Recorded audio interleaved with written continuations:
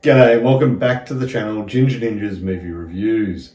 I am the Ginger Ninja and these of course are my movie reviews, and it is August, so we are delving into Argento August. So we are looking this time at Deep Red, one of my earliest forays into Dario Argento. There are a few from previous years. Honestly, I haven't actually seen them.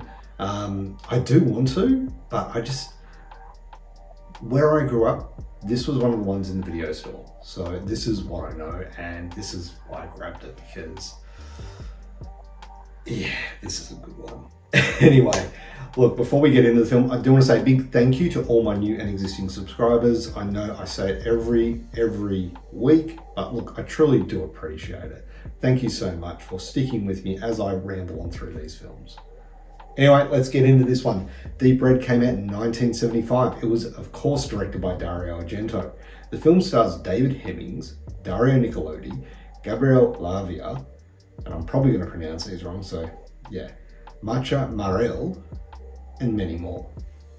It's easier just to say many more instead of going through the rest of them, because I will butcher the pronunciations of them. So anyway, the plot is a jazz pianist and a wisecracking journalist are pulled into a complex web of mystery after the former witnesses the brutal murder of a psychic. Yeah. It's a bit out there, the plot, and the version that I watched, originally back in the 80s, I probably watched it would have been the international version, so it was about an hour and 40 minutes. This was 2 hours and 7 minutes. So this was the full version, and not dubbed, subtitles and everything, and there was a lot to take in, but let's get into this. So Deep Red, also known as Profondorosso, probably pronouncing that wrong again, but it really is often heralded as Dario Argento's finest work and a quintessential example of the Italian giallo genre. It blends horror and psychological thriller elements, and the film is both a stylistic triumph and a narratively ambitious piece that aims to leave a lasting impression.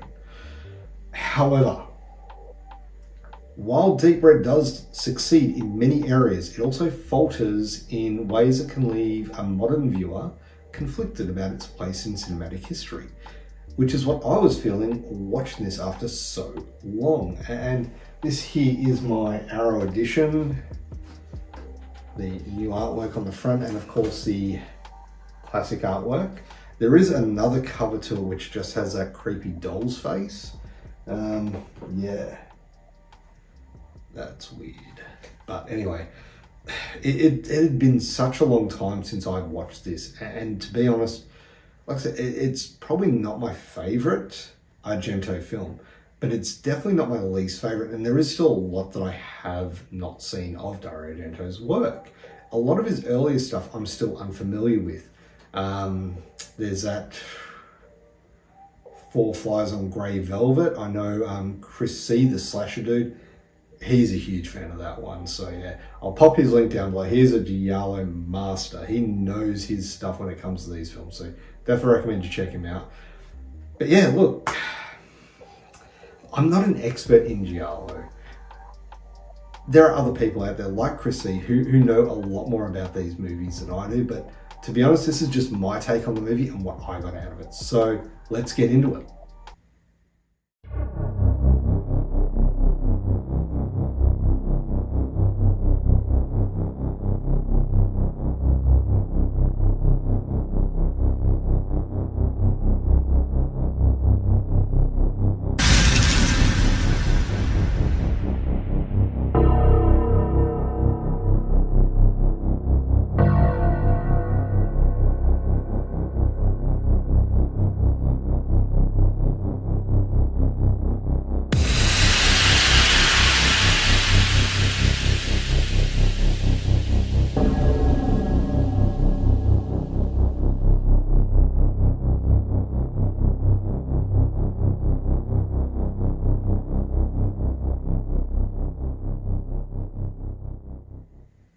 Now let's start off with the cast. And first off we have David Hemmings, and he delivers a very solid performance as Marcus Daly, the pianist who becomes embroiled in this murder mystery.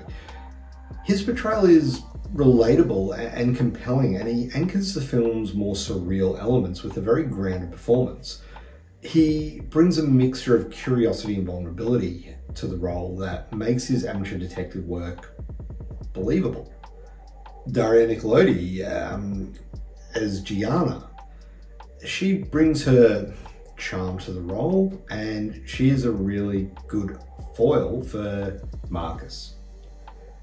However, her character was underdeveloped and at points felt like a red herring, pun intended. I never felt if I could truly trust her character. Like, I always felt there was something sinister there. But that just goes to show red herrings are abound. Like, this is what the film's about. She does that really well. Another character who I felt was underdeveloped was Carlo, and he was portrayed by Gabriel Levi. He was just an intriguing character, but he was just underdeveloped. He's in there for the first act, but then disappears for the second, only to return in the final act. And I felt like he would have been a good addition to a kind of a investigative triangle, if you will. Granted, if you've seen it, the story doesn't go that way, but you know why. But unfortunately, it's this lack of character development for those two characters that is one of the film's weaker aspects. It prevented me and probably the general audience from forming a deeper emotional connection with these characters, apart from Marcus Daly, our main protagonist. You know, if we had that emotional connection with the other characters, then we have the ability to heighten the horror and suspense of the film.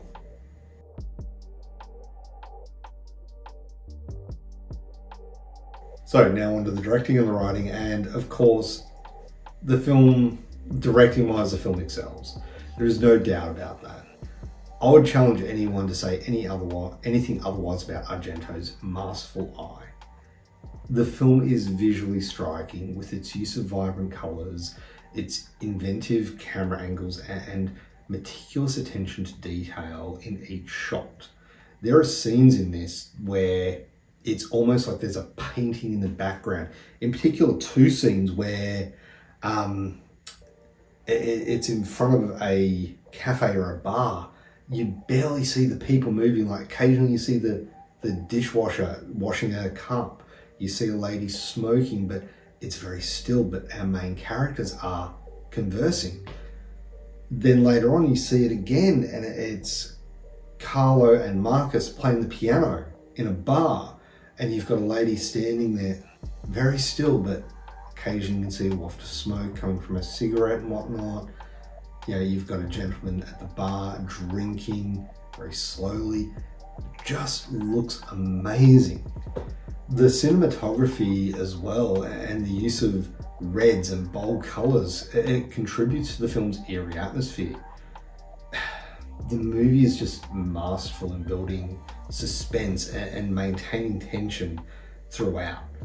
Argento uses long takes, shadows, and unexpected camera movements to create a sense of unease and anticipation, keeping you on the edge over the whole length of the film. And this was a 2-hour and 7-minute film. That's a feat right there. But Argento's direction is both a strength and a weakness. On one hand, his flair for suspense and visual storytelling is undeniable, but the pacing can sometimes feel uneven. At times this story dragged, particularly in the midsection. You know, it's where the investigation sort of stalls a little. And granted, like I said, I watched the full version, so maybe that contributed to it. The edited version, which I watched, you know, back in the 80s, probably felt a lot sharper, but it would have been missing something. It would have been missing a lot of tension. So it's a catch-22 situation. Do you edit out the slower moments, which help build tension, or do you leave them in and drag it out a little bit? It's tough, but yeah, I don't know. Anyway, there's also some scenes of attempted comedy, which between their two leads, Darianicolodi and David Hemmings, and it just felt out of place in this taut thriller.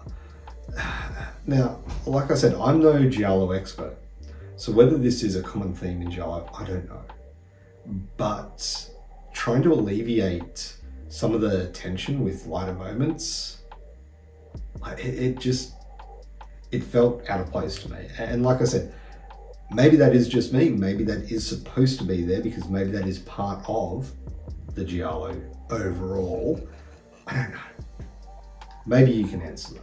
Feel free to let me know, is humour supposed to be part of these films? Because I didn't get it. It felt out of place to me. Now, let's look at the soundtrack, and holy crap, Goblin are just amazing. Like, the soundtrack, it's integral to it. It's integral to the film's atmosphere.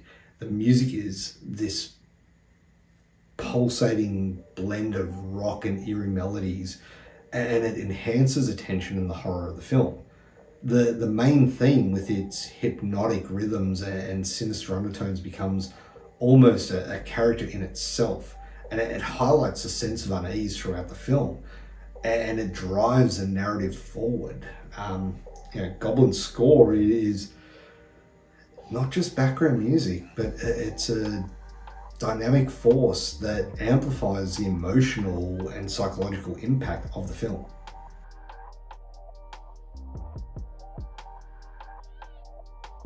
So now on to the effects. And look, while the special effects, particularly in the murder scenes, can feel somewhat dated, especially to modern viewers, the blood effects and some of the practical effects were innovative for the time. Many will come across today as unrealistic or even cheesy. It's not a film that's got a lot of big flashy gore scenes, so for those looking for a blood-soaked slasher, you're in the wrong place. There's a meat cleaver hacking here into flesh, several times, a knife slashing there, and a elevated decapitation as well. And these are all done really well, and they have that distinctive bright red blood, that paint almost looking blood. But yeah, it's not a gore fest. What they do looks good for its time though, I will give it that. But I'm speaking of that elevator scene, like that felt to me like I was watching Final Destination. Does anyone know, was the scene in Final Destination, was that a homage to this one?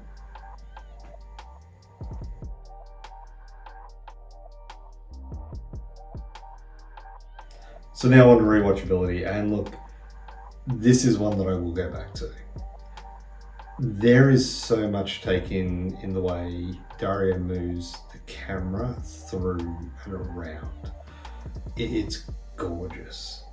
So for that, yes, I will definitely rewatch this one.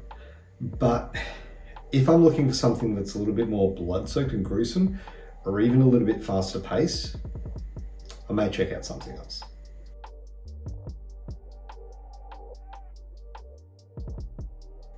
So, final verdict, and look, whilst Deep Red is a visually stunning and atmospheric thriller, it is not without its flaws, and the plot, while intricate, can sometimes feel convoluted and relying on coincidences.